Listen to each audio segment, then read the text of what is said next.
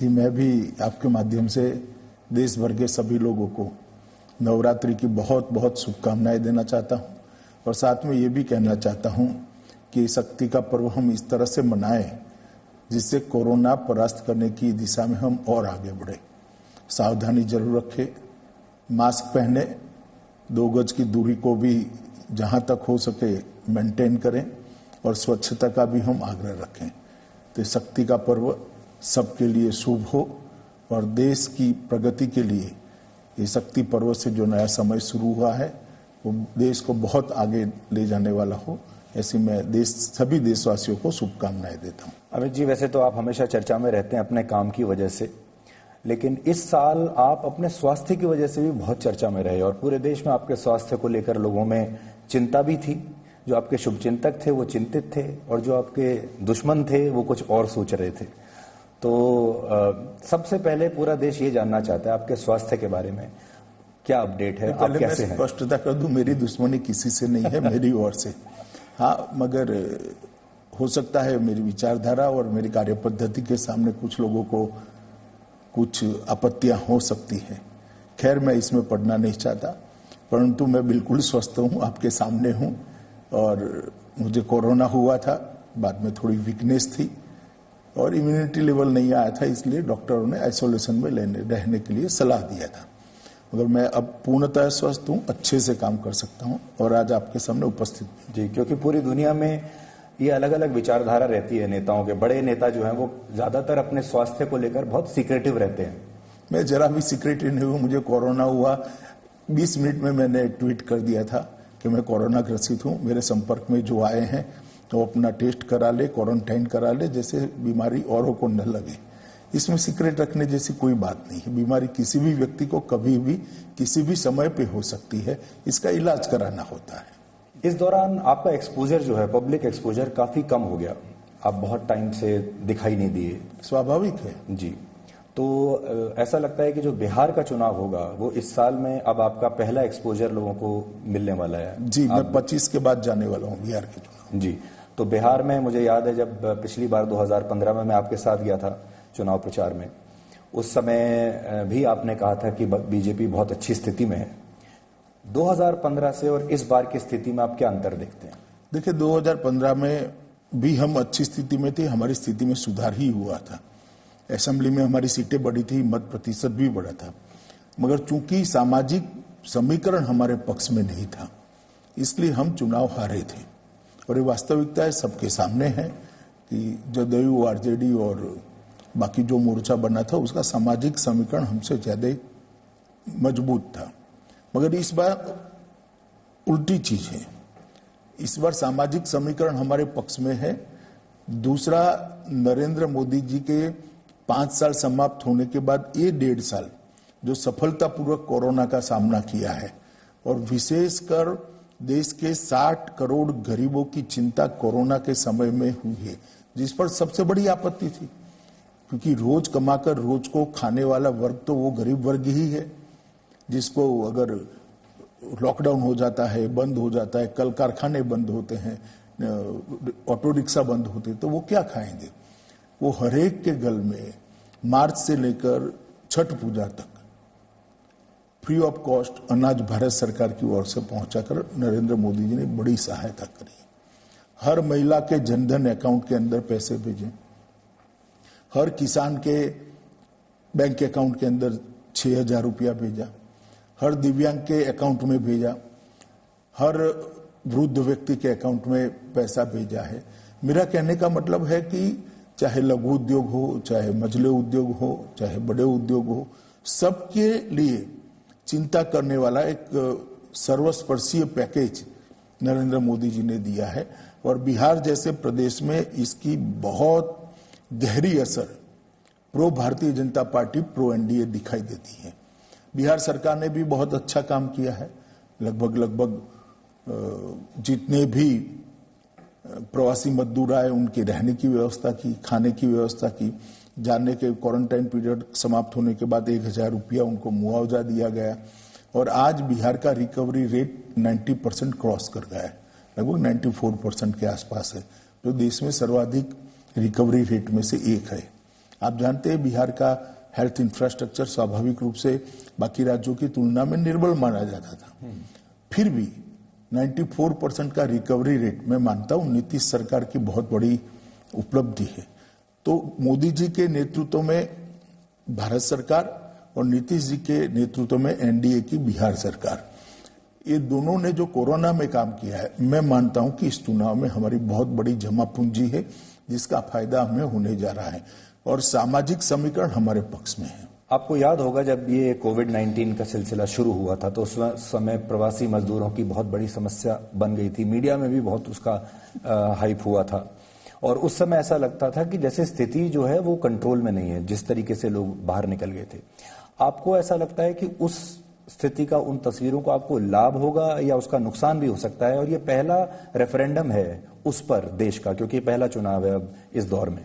देखिए, इसमें कोई दो राय नहीं कि काफी कुछ लोग पैदल चले गए, धैर्य खो बैठे, व्यवस्था हो इसके पहले, मगर वास्तविकता एक ही है, ये भी है कि सिर्फ बिहार में 1500 से ज्यादा ट्रेनें गई हैं अलग अलग राज्यों से और उनको सलामत रूप से अपने घर में पहुंचाया गया है। वास्तविकता ये भी है कि 2.5 करोड़ मजदूरों को ट्रेनों, बसों और अन्य सलामत मार्गों से घर पे पहुंचाया गया है। मगर एक साथ सबको ले जाने की व्यवस्था करना शायद संभव नहीं था और कुछ राज्यों में स्थिति भी ऐसी हुई, विशेषकर महाराष्ट्र में, कि उनको रेलवे स्टेशन पर पहुंचाने की या उन तक के संदेश पहुंचाने का कम्युनिकेशन गैप भी रहा। तो इसके कारण लोग अपने अपने रास्ते से चल पड़े। उसमें भी हमने बीच में से एसटी बसों, महाराष्ट्र शासन ने भी किया, गुजरात शासन ने भी किया, राजस्थान शासन में, सब सरकारों ने अच्छे से, यूपी शासन ने भी किया, बीच में बसें भेजकर उनको बसों में बिठाकर नजदीक के रेलवे स्टेशन पर ले जाने की भी व्यवस्था करी, उनके खान पान की भी व्यवस्था करी। मगर ये बात सही है कि कुछ लोगों को तकलीफ पड़ी है, मगर वो लोग भी समझते हैं जब गांव में जाते हैं 50 लोग सलामत रूप से वापस आए हैं और 2 लोग पैदल चल के आए हैं, तो मात्रा तो उनके भी ध्यान पे आती है कि हमारी व्यवस्था ढंग से करने का प्रयास किया गया है। पर उस समय आपको ऐसा लगा कि सरकार की तरफ से मिसकैलकुलेशन था या मीडिया का ओवर हाइप था, विपक्षी दलों का ओवर हाइप उन्होंने इस मुद्दे को कर दिया? मैं ये मीमांसा में जाना नहीं चाहता, मैं इतना जरूर कहना चाहता हूं कि ये जो हुआ कुछ कम्युनिकेशन गैप और कुछ प्रवासी मजदूरों के धैर्य खोने के कारण हुआ है और खैर होना नहीं चाहिए था, मगर एक साथ इतने लोग निकल गए तो उनको संभालते संभालते, समझाते समझाते उनको मेन स्ट्रीम जो व्यवस्था बनी थी उसमें लाते लाते 1 सप्ताह गया, तो लगभग 1 सप्ताह आपाधापी का समय रहा था। अमित जी, इस समय बिहार में जो सबसे बड़ा कंफ्यूजन है वो है चिराग पासवान को लेकर, एलजेपी को लेकर, कि एलजेपी इस तरफ है कि उस तरफ है। ऐसा लगता है कि लोगों में भी कंफ्यूजन है और हो सकता है कि आपके जो कार्यकर्ता हैं उनके अंदर भी ये कंफ्यूजन हो। इस कंफ्यूजन को कैसे दूर करेंगे आप? देखिए, अच्छा किया सुधीर जी आपने सवाल कर दिया। एलजेपी की ओर से मैं कुछ कह नहीं सकता क्योंकि मैं एलजेपी पार्टी से, मेरा कोई उनकी ओर से बोलने का अधिकार नहीं है, परंतु एनडीए और भारतीय जनता पार्टी की ओर से मैं स्पष्ट करना चाहता हूं कि एलजेपी बिहार चुनाव में एनडीए का हिस्सा नहीं है। बिहार चुनाव में भारतीय जनता पार्टी, जदयू, हम पार्टी और वीआईपी पार्टी, ये 4 दल इकट्ठा होकर श्री नीतीश कुमार के नेतृत्व में लड़ रहे हैं और मोदी जी राष्ट्रीय स्तर पर एनडीए का नेतृत्व कर रहे हैं। ये वास्तविकता है।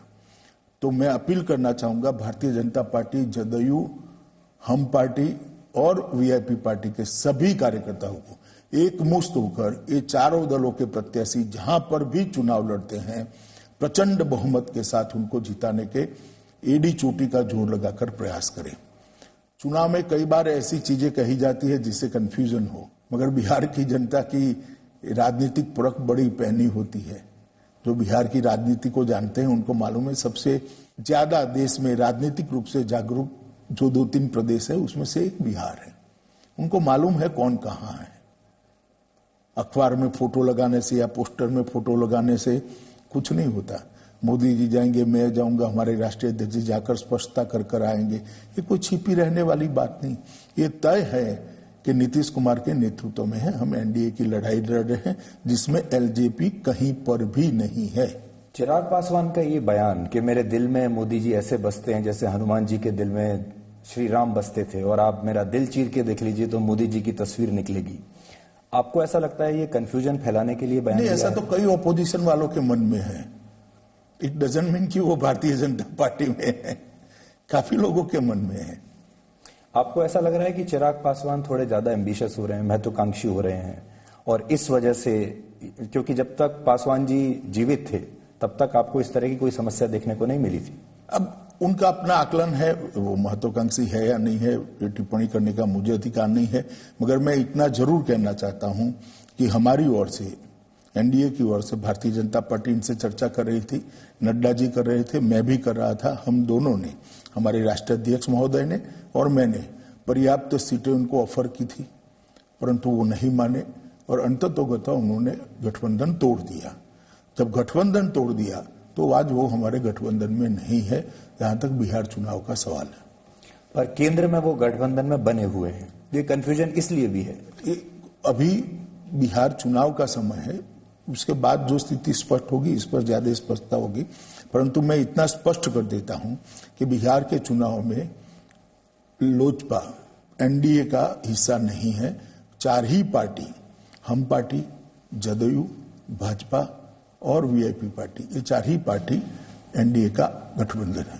एलजेपी के लोगों का ये भी कहना है कि जो वीआईपी पार्टी है इसको आपने थोड़ा ज्यादा ही वीआईपी स्टेटस दे दिया, जबकि ऐसा नहीं होना चाहिए था। जरूरत से ज्यादा बड़ा स्टेटस आपने दे दिया, वीआईपी को वीवीआईपी बना दिया आपने।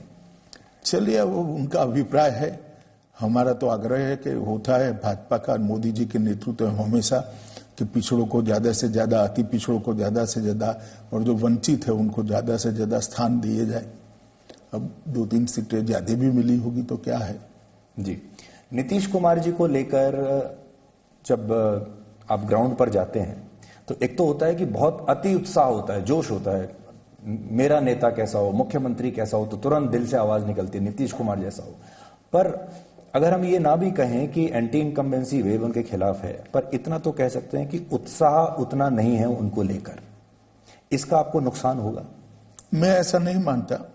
देखिए, बिहार की जनता कांग्रेस के अंतिम 10 साल, लालू प्रसाद जी के 15 साल और नीतीश कुमार जी के 15 साल का कंपैरिजन जरूर करेगी। ये 25 साल जो कांग्रेस के अंतिम 10 साल अस्थिरता वाले और 15 साल लालू प्रसाद यादव के जंगल राज वाले गए हैं, उसमें बिहार को तहस नहस कर दिया। ढेर सारे नरसंहार होना, कितनी फिरौतियां, कितने लोग पलायन कर जाना, इंडस्ट्री पलायन कर गई, व्यापार पलायन कर गया, प्रोफेशनल पलायन कर गए, शिक्षा का पूरा खाका, एक जमाने में सबसे ज्यादा IAS IPS बिहार से आते थे, पूरा बिहार का शिक्षा का खाका तितर बितर हो गया, शिक्षा के अंदर भ्रष्टाचार पहुंच गया। विकास दर की बात करें तो पहले 3% समथिंग विकास दर था जब लालू जी ने छोड़ा, आज 11.6 तक विकास दर को हमने पहुंचाया है। 23,000 करोड़ का बजट था, उसको लगभग हमने 2,11,000 करोड़ तक पहुंचाया है। 96% रोड बना दी है, पीने की पानी की स्थिति में सुधार किया है, गांवों में बिजली पहुंचाने का काम 100% समाप्त कर दिया गया है। तो नरेंद्र मोदी सरकार और नीतीश कुमार सरकार ने ये जो काम किए हैं, मैं मानता हूं बिहार की जनता इसको ढंग से देख रही है। उसके घर में बिजली आई है, उसके घर में शौचालय आया है, उसके घर में स्वास्थ्य का एक कार्ड पहुंचा है जिससे 5 लाख तक का स्वास्थ्य लाभ वो अपना करा सकता है, गरीब को घर मिला है। इतनी सारी चीजें नरेंद्र भाई ने 60 करोड़ गरीबों के लिए की है। और बिहार सरकार ने जिस प्रकार से कानून और व्यवस्था को कब्जे में लिया है, यहाँ दिन दहाड़े डकैतियां, फिरौती, नरसंहार होते थे, उसकी जगह अब बच्चियां साइकिल लेकर दूसरे गांव में पढ़ने जाती, 9वीं 10वीं कक्षा की बच्चियां। ये स्थिति बिहार देख रहा है, ऐसा नहीं है कि नहीं देख रहा है।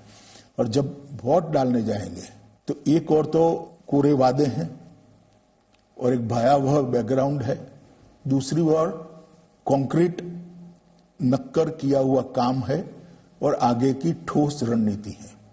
तो मुझे लगता है कि एनडीए के कंक्रीट किए हुए काम और आगे की ठोस रणनीति के बिहार की जनता पसंद करेगी और निश्चित रूप से बहुत अच्छे बहुमत के साथ हमें चुनाव जीतेंगे। इस बार लालू यादव प्रचार नहीं कर पाएंगे क्योंकि वो जेल में है और लोग बिहार के शुरू से ये कहावत रही है वहां पर कि समोसे में अगर आलू तो चल सकता है लेकिन बिहार के बिना लालू नहीं चल सकता, तो इसका आपको एडवांटेज मिलेगा कुछ, क्योंकि उनका परिवार तो है अभी वो लड़ रहा है लेकिन वो पीछे से रिमोट कंट्रोल से सब कुछ कर रहे होंगे। देखिए एडवांटेज डिसएडवांटेज क्या होगा वो तो भगवान जाने, चुनाव के बाद ही आकलन कर सकते हैं, परंतु जो भी स्थिति है इसके लिए हम जिम्मेदार नहीं है। अगर चारा घोटाला न होता तो श्रीमान लालू जी आज भी मैदान में होते चुनाव के। चूंकि उन्होंने चारा घोटाला किया, गरीबों के घास चारे के पैसे खाए गए, अरबों खरबों रुपये में खाए गए, तो कभी ना कभी तो होना ही था। पर जो उन्होंने सत्ता का ट्रांसफर किया है अपने परिवार को, अपने बच्चों को, उनके जो पुत्र हैं अब वो चुनाव में हैं, आपको ऐसा लगता है कि बिहार की जनता उन्हें स्वीकार करेगी? देखिए इसके लिए भी बड़ा रोष है, इवन यदुवंशियों में भी रोष है। कई जगह से आवाजें उठने लगी कि परिवारवाद की राजनीति कब चलाएंगे। और आप पूरे देश को देखिए, हर जगह देश में धीरे धीरे धीरे परिवारवाद को रिजेक्ट हो रहा है। मोदी जी की भारतीय राजनीति में सबसे बड़ी उपलब्धि तो ये है कि उन्होंने परिवारवाद, भ्रष्टाचार और तुष्टीकरण, ये त्रियों को समाप्त कर दिया और विकास का एजेंडा को स्थापित किया है। और मैं मानता हूं बिहार का चुनाव भी विकास के एजेंडे पर ही जाएगा। जब आप अध्यक्ष थे तब भी बीजेपी बिहार जीत नहीं पाई, अब एक और मौका इस बार मिला है, लेकिन अभी जो नीतीश कुमार जी के साथ आपका इक्वेशन है उससे कई बार ऐसा लगता है कि आप बीजेपी जो है वो जूनियर पार्टनर की तरह लड़ रही है, क्योंकि आपने ये भी कह दिया कि मान लीजिए सीट उनकी कम भी आई तो भी मुख्यमंत्री वही रहेंगे। क्या अब हम ये मान लें कि बीजेपी ने स्वीकार कर लिया है कि बीजेपी जूनियर पार्टनर है वहां? देखिए कम ज्यादा का सवाल नहीं है, एनडीए एक यूनिट के नाते लड़ रहा है। हम 2/3 से ज्यादा बहुमत से जीतेंगे और नीतीश कुमार जी हमारे मुख्यमंत्री होंगे। नीतीश कुमार ने 15 साल में काफी अच्छा काम किया है और मोदी जी की सरकार के ने जो योजनाएं भेजी, विशेषकर नरेंद्र मोदी जी ने जो 1,25,000 करोड़ रुपए का पैकेज बिहार के लिए दिया, चाहे वो गंगा पर बड़े बड़े पुल बनाने हो, चाहे खाद के कारखाने बनाने हो, चाहे बिजली को गांव तक पहुंचाना हो, चाहे इरिगेशन की व्यवस्था करनी हो, चाहे स्वास्थ्य का इंफ्रास्ट्रक्चर बढ़ाना हो, चाहे पेट्रोलियम में रिफाइनरी डालना हो या पेट्रोलियम की लाइनें का जाला बिछाना हो, ये सारी चीजों में उन्होंने लॉजिकल एंड तक ले गए हैं और ये बिहार की जनता ने अच्छे से देखा है। तो मुझे नहीं लगता कि ये सब कंफ्यूजन में बिहार की जनता आएगी, ना भाजपा और न जदयू के कार्यकर्ता भी आएंगे। हम सब मिलकर एक मुश्त होकर ये चुनाव लड़ रहे हैं और नतीजे अच्छे आने वाले। मान लीजिए ये सब हो भी जाता है, मैं वापस एलजीपी पर आता हूं। बिहार चुनाव के बाद क्योंकि पासवान जी केंद्र सरकार में मंत्री थे, क्या आपको ऐसा लगता है कि उनके कोटे से एलजेपी का एक और मंत्री आएगा, यानी चिराग पासवान को आप बनाएंगे या नहीं बनाएंगे? देखिए इसमें मैं अकेला निर्णय नहीं कर सकता क्योंकि अभी उन्होंने एनडीए को बिहार चुनाव में छोड़ा है, तो सभी लोग साथ में बैठेंगे, सभी दल भी बैठेंगे, भाजपा की टीम भी बैठेंगी और जो उचित निर्णय है वो करेंगे हम। अमित जी, कोविड-19 के बाद से ये पहला चुनाव है देश में, क्या अंतर आपको लगता है कि इस कोविड काल में इस चुनाव में और बाकी के चुनावों में कितना अंतर रहेगा और क्या आपने कोई नई तरीके से तैयारी की है इस चुनाव की? देखिए सब दलों ने करनी पड़ेगी क्योंकि ज्यादा भीड़ तो इकट्ठा कर नहीं सकते हो आप, तो रैलियों की संख्या लिमिटेड रहेगी, वर्चुअल रैली पर जोर रहेगा, मीडिया के माध्यम से पहुंचने पर जोर रहेगा और वर्चुअल रैली के माध्यम से हर बूथ में छोटे छोटे गांव में 50-100 लोग नेता को सुने, इस प्रकार का एक नेटवर्क खड़ा करना, नेटवर्क को सक्सेसफुली चलाना और उसको वोट में परिवर्तित कर कर मतदान मथक तक ले जाना, एक नए प्रकार का प्रयोग कोविड के कारण अचानक भारतीय डेमोक्रेसी के अंदर, भारतीय लोकतंत्र के अंदर करने की सबको फर्ज पड़ी है। मगर मैं मानता हूं इसमें से भी कुछ अच्छा निकलेगा। चुनाव का खर्च हो सकता है हमेशा के लिए थोड़ा कम हो जाए, हो सकता है चुनाव के अंदर जो वर्चुअल रेडियो की परंपरा होती है वो कोविड के बाद भी चालू रहे, लोगों का समय भी बचेगा, मतदाताओं का भी बचेगा, राजनीतिक कार्यकर्ताओं का भी बचेगा और लोग अपनी बात, अपने नेताओं की बात, प्रतिस्पर्धियों की बात सुनकर उचित व्यक्ति का चुनाव भी कर पाएंगे। क्योंकि बीजेपी एक ऐसी पार्टी रही है जिसने शुरू से आईटी पर बहुत जोर दिया है, एक तो आपका ये एडवांटेज हो सकता है, दूसरा ये कि आप रणनीतिकार हैं, लेकिन साथ में आपने कोविड-19 में भी बहुत काम किया। तो आपका जो अपना तजुर्बा है, जब आपने दिल्ली में और बाकी जगह गृह मंत्री होते हुए काम किया कोविड-19 का, उसका भी कुछ लाभ आपको मिला चुनाव कैंपेन ड्राफ्ट करने में बिहार में? नहीं, देखिए, हमारी आईटी सेल ने बहुत मेहनत की है। लगभग 3 महीने पहले से हमने वर्चुअल रैली को देश भर में, न केवल बिहार में, एक एक्सपेरिमेंट करा था। मैंने ही बिहार में वर्चुअल रैली की थी, कलकत्ते में, बंगाल में भी करी थी। बड़ी सफल रैलियां हुई। उड़ीसा, केरल, सब जगह अलग अलग नेताओं ने रैली की थी। हमारे राष्ट्रीय अध्यक्ष जी ने जिला स्तर पर वर्चुअल मीटिंगें करी है। मोदी जी ने भी लगभग हर संसदीय क्षेत्र में वर्चुअल मीटिंग कार्यकर्ताओं की है। तो एक पूरा तंत्र भारतीय जनता पार्टी का वर्चुअल प्रचार का 3 महीने पहले से बना हुआ है। इसका फायदा भारतीय जनता पार्टी को निश्चित मिलेगा। भारतीय जनता पार्टी को मिलेगा तो स्वाभाविक रूप से नीतीश जी को भी, एनडीए को भी मिलेगा, नीतीश जी को भी मिलेगा, क्योंकि इंफ्रास्ट्रक्चर तो कॉमन ही होता है। सवाल नेता ने आकर बोलना होता है। तो ये सब चीजों से हमें फायदा हो गया, ऐसा मुझे तो अभी दिखता है। चुनाव अभी अभी शुरू हुआ है, थोड़ी गर्मी पकड़ रहा है और 26 तक प्रथम चरण का प्रचार जब समाप्त होगा, 23 तारीख को मोदी जी जा रहे हैं बिहार में। 3 रैलियां हैं। मुझे लगता है और भारतीय जनता पार्टी और एनडीए के लिए बड़े वेव की वहीं से धक्का मिलेगा, हमें फायदा भी हुआ। तो सामाजिक संतुलन के लिए आप नीतीश कुमार जी के कंधों पर डिपेंड कर रहे हैं और नीतीश कुमार जी मोदी जी के कंधों पर डिपेंड कर रहे हैं। तो कौन किसके कंधे पर है? इसमें इस प्रकार के इक्वेशन बिठाने का सवाल, जब साथी होते हैं तो सब बराबर होते हैं। मोदी जी राष्ट्रीय स्तर पर नेतृत्व कर रहे हैं, नीतीश जी बिहार के स्तर पर नेतृत्व कर रहे हैं, मगर हम सब साथी है और साथ में चल रहे हैं। इसमें कोई छोटा बड़ा ऐसा भाव रखने की कोई जरूरत नहीं है और रखना भी नहीं चाहिए। आपको ऐसा लगता है कि परफॉर्मेंस अगर 2015 से खराब रही इस बार बीजेपी की, तो ये मोदी सरकार के ऊपर भी एक रेफरेंडम माना जाएगा, चीन के ऊपर माना जाएगा, कोरोना वायरस पर आपने जो काम किया उस पर माना जाएगा, रोजगार, इकोनॉमी, सब पर एक रेफरेंडम होगा ये? देखिए, हर बार विपक्ष ऐसी बात करता है। सबको मालूम है कि फेडरल स्ट्रक्चर में स्टेट के चुनाव के सब्जेक्ट अलग होते हैं, सेंटर के चुनाव के सब्जेक्ट अलग होते हैं। फिर भी ऐसा समय नहीं आने वाला, क्योंकि हम 2/3 बहुमत से चुनाव जीत जाएंगे जी। तो जो लोग अभी शायद रेफरेंडम वो भी बोलते हुए डर रहे हैं, क्योंकि उनको मालूम है कि अंत में बीजेपी चुनाव जीतने वाली है।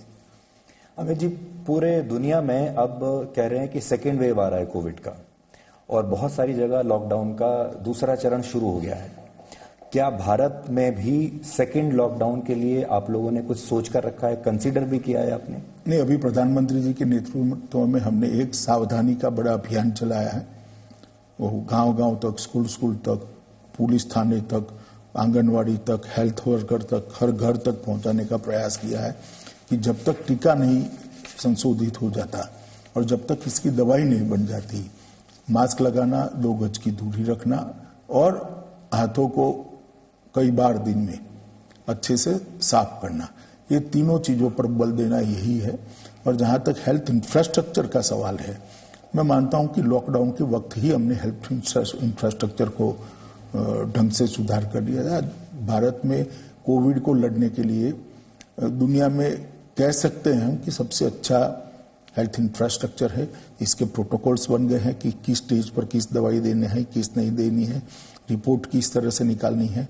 एम्स हर रोज 35-40 अस्पतालों के साथ वीडियो कॉन्फ्रेंस कर रहा है, इनके डॉक्टरों को गाइड कर रहा है।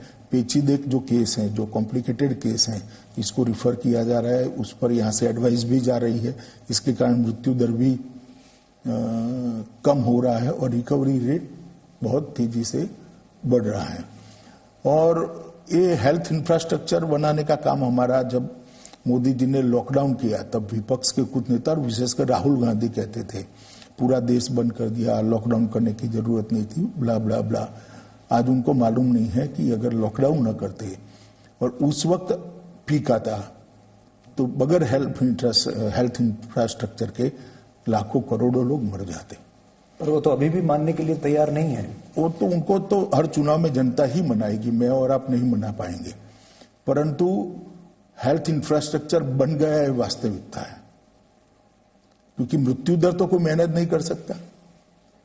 मृत्यु ऐसी चीज है जिसको कोई छुपा नहीं सकता। रिकवरी रेट कोई मैनेज नहीं कर सकता। व्यक्ति रिकवर होकर घर पे जाता है तो ही जाता है, अदरवाइज तो अस्पताल में होता है। तो ये दोनों आंकड़े प्रति 10 लाख के ले रहे तो हम दुनिया में बहुत अच्छी स्थिति में है, जो बताता है कि भारत ने इसको अच्छे से किया। पहले टेस्टिंग किट यहां नहीं बनती थी, अब स्वदेशी टेस्टिंग किट बन गए। पहले 2-5 लेबोरेटरियां थी, अब हजारों की संख्या में लेबोरेटरी हो गई। 10-10 लाख टेस्ट होने लगे, करोड़ों टेस्ट हो गए। और वेंटिलेटर भी स्वदेशी बन गए।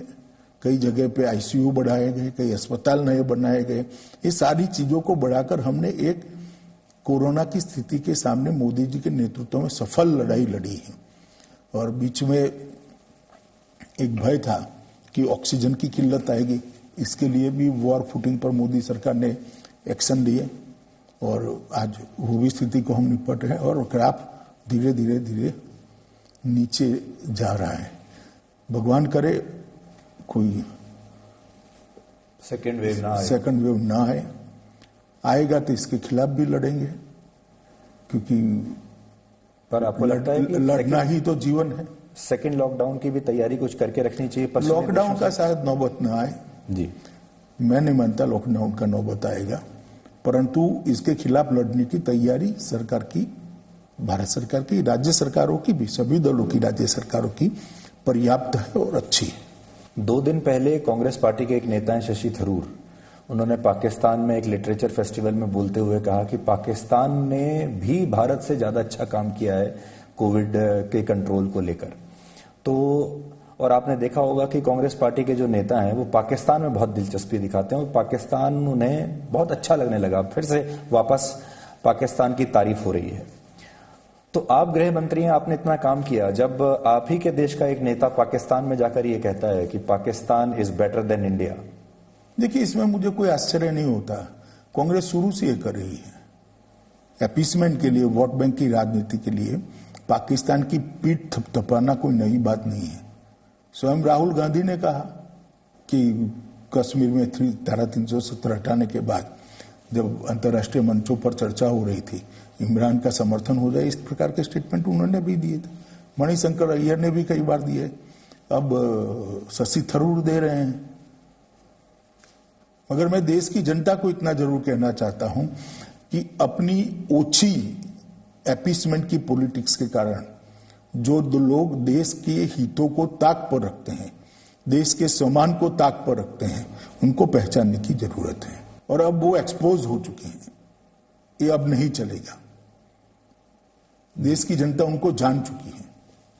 शुरुआत में मैंने आपसे ये सवाल किया था कि आप हाल के दिनों में दिखाई नहीं दे रहे हैं, लेकिन हमने पीछे 6 महीने में ये भी देखा कि सरकार जो भी काम कर रही है, जब मान लीजिए कोविड-19 को लेकर एक अवेयरनेस प्रोग्राम की जरूरत थी या जो भी घोषणाएं थी, फिगर्स, फैक्ट्स जो थे, लेकिन ये भी अब मीडिया में इसकी कोई जगह नहीं है। आप जो नहीं दिख रहे हैं उसका एक कारण तो ये था कि आप खुद बीमार थे, लेकिन दूसरा कारण ये भी है कि मीडिया में अब सरकारी घोषणाओं की जगह ही नहीं बची, क्योंकि मीडिया में कुछ और चल रहा है।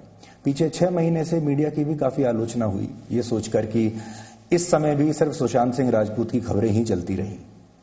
तो मैं भी ईमानदारी से आपसे बात कर रहा हूं, आप भी ईमानदारी से हमें बता सकते हैं कि क्या प्रायोरिटी बदल गई है और फिर जनता को ये बता दिया जाए कि ये टीआरपी की कंपल्शन है। नहीं, मैं मानता हूं, अब मैं कोई एडवाइस देना नहीं चाहता मीडिया जगत के लोगों को, मगर बैलेंस करने की जरूरत है। ऐसा जनता भी फील कर रही है, हम लोग भी फील कर रहे हैं। खबर खबर होती है, खबर मार्केटिंग की चीज नहीं होती है, खबर पहुंचाने की चीज होती है। अब आप इसको छोटी छोटी चीजों को तूल देकर पूरा दिन भर चलाते रहोगे, खैर जनता ही अपने तरीके से इसको रिस्पॉन्ड करेगी, तभी जाकर ठीक ठाक होगा। जैसे मुझसे आपको ज्यादा बेहतर पता होगा क्योंकि आप बिहार में हमसे ज्यादा शायद लोगों से बात कर रहे होंगे। जैसे ये आया कि बिहार में सुशांत सिंह राजपूत एक बहुत बड़ा चुनावी मुद्दा बन चुका है, क्या आपको ऐसा लगा कि है ये चुनावी मुद्दा, इस पर भी वोट पड़ेंगी? हो सकता है कुछ लोग इस पर भी वोट डाले, मगर दो चीजें एक साथ हुई, इतनी सारी कंट्रोवर्सी हुई।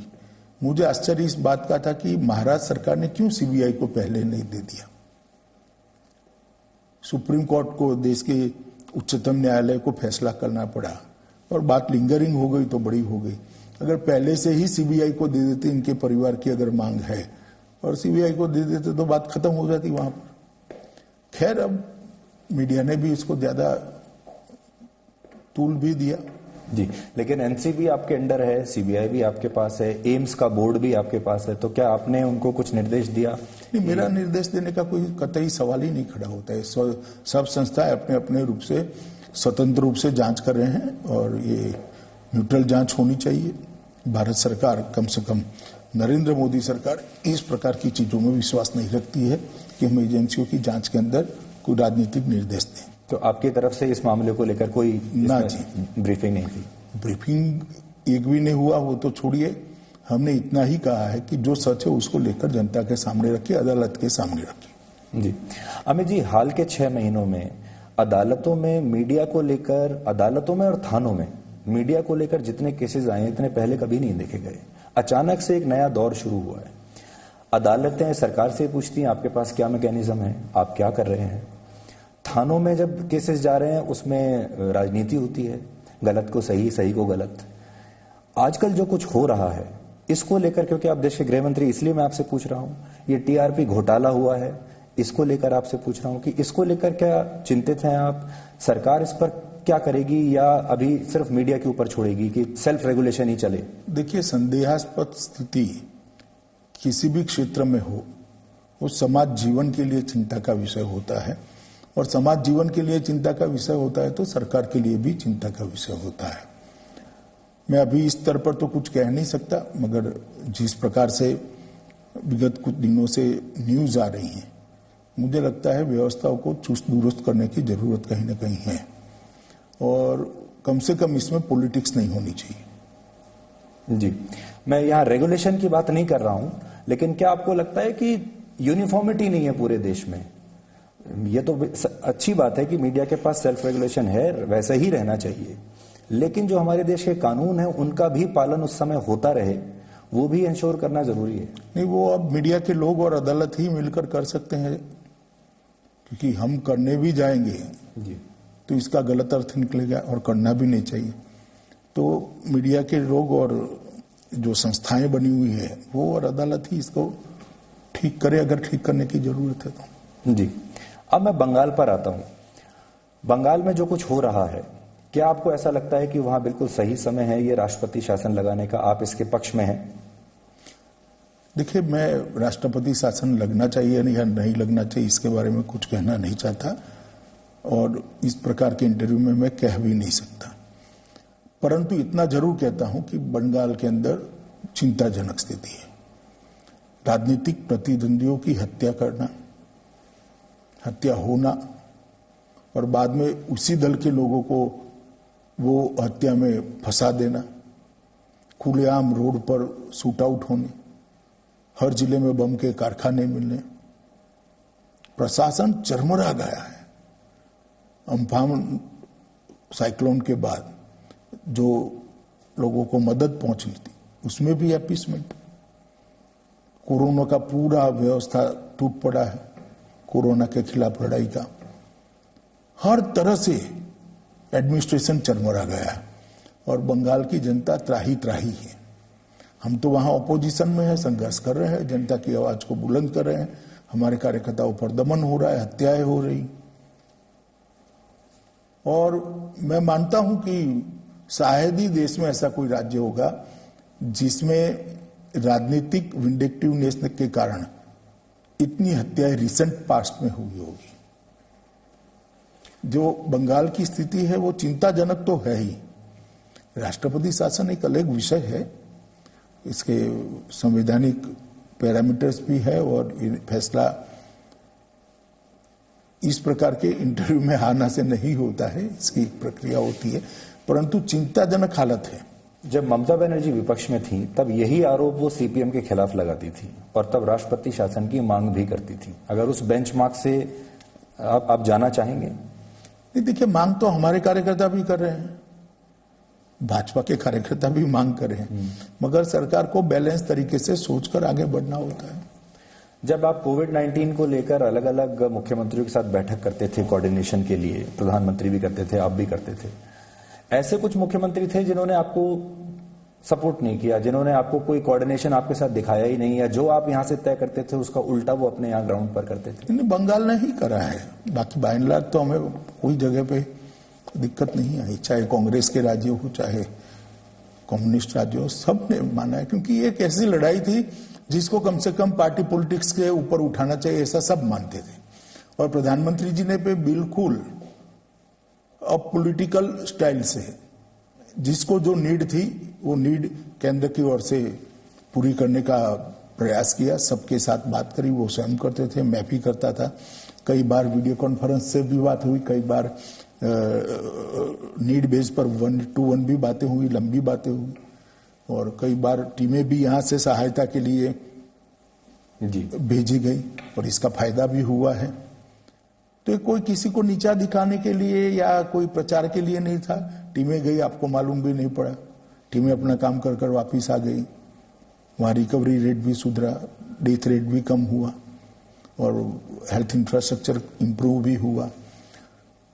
मैं मानता हूं कि ऐसा कह सकते हैं कि 90% देश में इस बात पर आम सहमति थी कि एक साथ एक मुश्त होकर, एकजुट होकर मोदी जी के नेतृत्व में, मोदी जी मतलब प्रधानमंत्री जी के नेतृत्व में, भारतीय जनता पार्टी के नेता नहीं,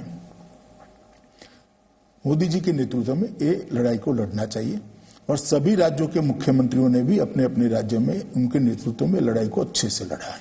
आप जब धारा 370 हटी जम्मू कश्मीर से, तो आप ये कह सकते हैं कि राजनीति की भाषा में you are the poster boy of that decision. प्रधानमंत्री ने आपको, आपकी तारीफ भी की लोकसभा में आने के बाद, लेकिन फारूक अब्दुल्ला, उमर अब्दुल्ला, महबूबा मुफ्ती, तीनों आने के बाद, बाहर जब आए 1 साल के बाद, तो तीनों के तेवर वैसे के वैसे ही हैं जैसे पहले थे, और तीनों ने वही भाषा का इस्तेमाल शुरू कर दिया जो पहले था। तो अब ये जानने की जरूरत है कि 1 साल के डिटेंशन के बाद क्या वो हो पाया? देखिए, काफी हद तक तो हुआ है, मगर कोविड के कारण गति थोड़ी स्लो हुई है। वहां पर भी कोविड का प्रकोप था और भारत सरकार भी स्वाभाविक रूप से कोविड के खिलाफ लड़ने में बिजी थी। अभी 4-5 महीने से फिर से स्पीड बढ़ी है। मुझे लगता है 1 साल आते आते 70 साल तक जो कश्मीर में विकास नहीं देखा है वो हम दिखाने में सफल होंगे, पहुंचाने में सफल होंगे। सभी व्यक्तिगत बेनिफिशियरी है, जैसे विधवा सहाय, वृद्ध सहाय है, वजीफे देने हैं, ये सब चीजों को पहुंचाने की शुरुआत की गई है। हर गांव में बिजली पहुंचना शुरू हो गया है, हर गांव में पानी पहुंचना शुरू हो गया है। पंचायत के चुनाव अच्छे से हो गए, जिला पंचायत के चुनाव 1-2 दिन में ही घोषित होने वाले हैं। तो 3 स्तरीय जो हमारी पंचायती व्यवस्था है वो जम्मू कश्मीर में भी लागू हो जाएगी। स्थानीय लोगों को अधिकार मिलेंगे, स्थानीय लोग अपने जरूरियात के हिसाब से बजट का प्लानिंग कर पाएंगे और धीरे धीरे कश्मीर पटरी पर आ रहा है। जहां तक लॉ एंड ऑर्डर का सवाल है, एकदम अच्छे तरीके से कंट्रोल है और टेररिज्म हो या इंटरनल लॉ एंड ऑर्डर, कोई बड़ी घटनाएं नहीं हुई है और अच्छे से हम कर रहे हैं। जहां तक अब्दुल्लाज और मुफ्ती फैमिली का सवाल है, उनका तो करना स्वाभाविक है, क्योंकि 370 की आड़ में इतने साल तक वहां का शासन उन्होंने भोगा है, गरीब को गरीब रखने का काम किया है, कश्मीर में विकास नहीं पहुंचा है। आप कल्पना नहीं कर सकते इतना करप्शन हुआ है और ये करप्शन एक बहुत बड़ी खदान थी जो आज बंद हो पड़ी है। तो मैं मानता हूं कि कश्मीर की जनता जानती है कि 370 से हटाने की ये जो मांग है वो क्यों कर रहे हैं। पर महबूबा तो सुप्रीम कोर्ट तक भी गई ये जानने के लिए कि उनको हाउस अरेस्ट में रखा क्यों। आप होम मिनिस्टर हैं, तो आप देश को ये बता सकते हैं कि इनको हाउस अरेस्ट में रखा क्यों, कारण क्या था? देखिए, हाउस अरेस्ट में नहीं रखा, पहले तो अरेस्ट में ही रखा था। जब 370 को हटाया गया तो आप प्रचार कर लोगों की भावनाओं को भड़काने का काम न कर पाए और जिस प्रकार के बयान उस वक्त आते थे, आग लग जाएंगी, हाथ काट डालेंगे, ये करेंगे, वो करेंगे, मुझे लगता है कि उचित ही कदम था। और जैसे ही स्थिति नॉर्मल हुई, सब बाहर है, अपनी अपनी पार्टी भी चला रहे हैं और चलाए, कोई आपत्ति नहीं। इस देश में कई पार्टियां हैं, चलती है, जम्मू कश्मीर में भी चलनी चाहिए। पर महबूबा जब अपने सरकारी बंगले में बैठकर, सरकारी सुरक्षा के अंदर बैठकर ये तीनों लोग सब कुछ सरकार, भारत सरकार का इस्तेमाल करके, फारूक साहब तो तनख्वाह भी लेते हैं, वो सांसद हैं भारत सरकार से, और फिर आप चीन से मिलने की बात करें और कहें कि चीन से मिलकर हम 370 की बहाली करा लेंगे, तो क्या हमारे देश का कानून इस पर खामोश है? हम कानून अपना काम करेगा समय पर, मगर मैं इसको उचित नहीं मानता। आप कुछ, ये भाषा उचित नहीं है। कोई कार्रवाई इस पर? कार्रवाई देखेंगे, अभी जम्मू कश्मीर सरकार से रिपोर्ट आएगी बाद में, परंतु इसको हम उचित नहीं मानते। अब आखिरी विषय अमित जी है चीन। आपको ऐसा लगता है कि चीन को जज करने में, समझने में हम लोगों से गलती हुई? क्योंकि पहले तो हमने बहुत दोस्ती के हाथ उनको बढ़ाए थे, ममल्लापुरम में भी किया हमने, वुहान में भी किया हमने, साबरमती में भी किया, तो हम जज नहीं कर पाए चीन को। देखिए, दो चीजें हैं, मैं आपकी बात से बिल्कुल सहमत नहीं हूं। किसी भी व्यक्ति से रिश्ते सुधारने का प्रयास करना, इसमें कोई बुराई नहीं हो सकती। बिगड़े हुए रिश्ते पड़ोसियों से सुधारने ही चाहिए, मगर सुधारने की ललक में हमारे हितों की बलि नहीं चढ़नी चाहिए।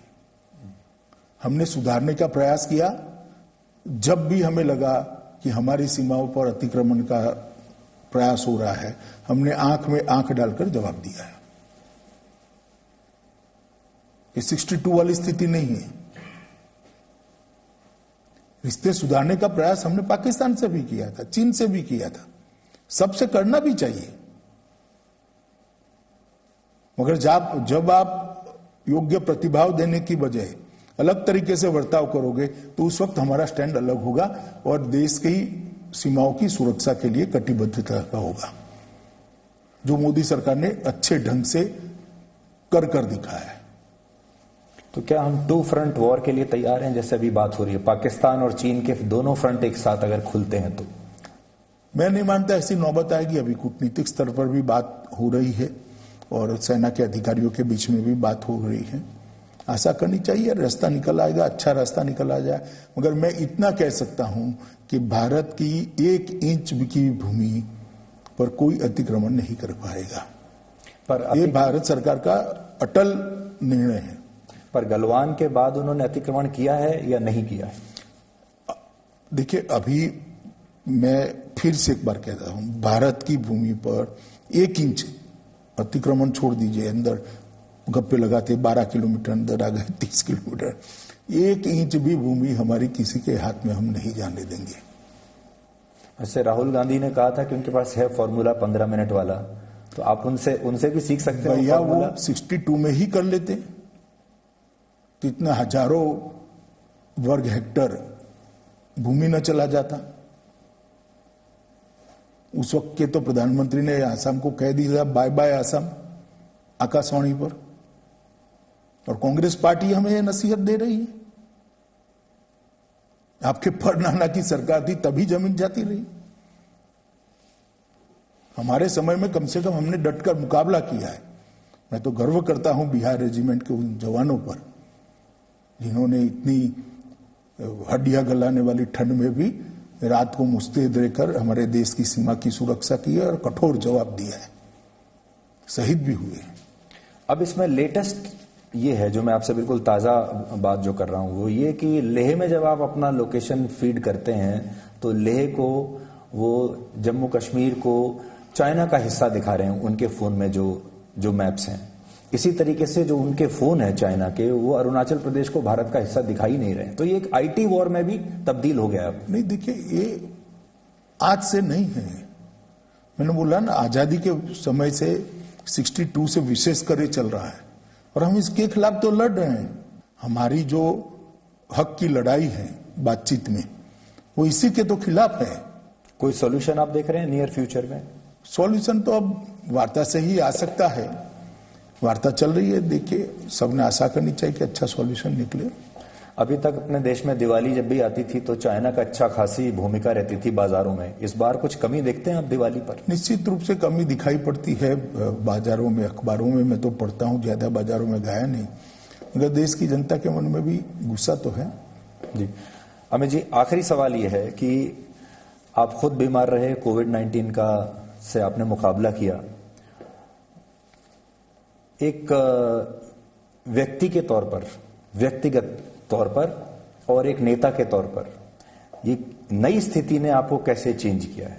जब आप अस्पताल में रहते होंगे तो आपको समय मिला होगा आत्ममंथन करने का, as a person also, as a politician also, और आप जैसा जो पॉलिटिशियन है जो लगातार बाहर घूमता है, अगर वो कमरे में बंद रह जाए तो वो भी अपने आप में एक सजा से कम नहीं होगा? नहीं, देखिए, बहुत समय से पढ़ाई लिखाई का टाइम नहीं मिला था, खासे 1.5 महीना मुझे पढ़ाई लिखाई का टाइम मिल गया। दूसरी बात, कई सारी चीजों को पीछे मुड़कर देखने का, सोचने का अवसर भी मिला। कई गलतियां मुझसे स्वयं से कहाँ हुई, क्या हुई, इसका एनालिसिस भी किया और आगे के लिए वो गलतियां न हो इसके लिए अपने आप को तैयार भी किया। और विशेषकर पढ़ाई लिखाई पर मेरा ज्यादा ध्यान रहा। कोई इस प्रकार से ईश्वर कृपा से मैं बीमार नहीं रहा कि जिससे पढ़ने लिखने में या उसमें कोई बड़ी बाधा आ जाए। संपर्क विहीन जरूर रहा, परंतु कमरे के अंदर स्थिति इतनी कभी बिगड़ी नहीं कि लिखने पढ़ने में मुझे तकलीफ हो। तो बहुत ज्यादा समय तो पढ़ाई लिखाई में ही गया है। So this is a better version of Amit Shah. वो तो समय ही तय करेगा। जी, आपका बहुत बहुत शुक्रिया अमित जी, ये समय निकालने के लिए। Thank you so much. जी, अंत में मैं बिहार की जनता को निवेदन करना चाहूंगा कि नीतीश जी के नेतृत्व में और देश में मोदी जी का जो नेतृत्व है, इस पर आशीर्वाद देते हुए आप बड़े बहुमत के साथ एनडीए की सरकार को बिहार में विजयी बनाइए। आप सबका बहुत बहुत धन्यवाद। Thank you sir.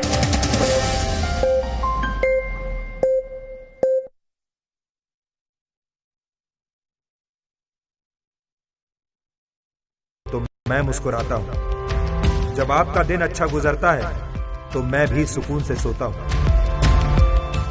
नमस्कार, मैं हूं सुधीर चौधरी और डीएनए में आपका स्वागत है। ये मेरा देश है, ये मेरे लोग हैं।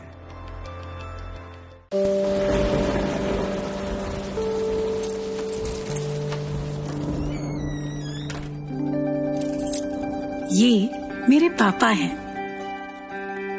हो सकता है ये कुछ बातें भूल जाते हैं, लेकिन मुझसे जुड़ी हर यादें मन की परतों में ठीक वैसे ही सजा रखी हैं जैसे इस अलमारी में कपड़ों की तह। उनके संघर्ष की धूप ने मुझे लक्ष्य पाने की सीख दी है और उनकी सांवली छाया ने माँ के संस्कार।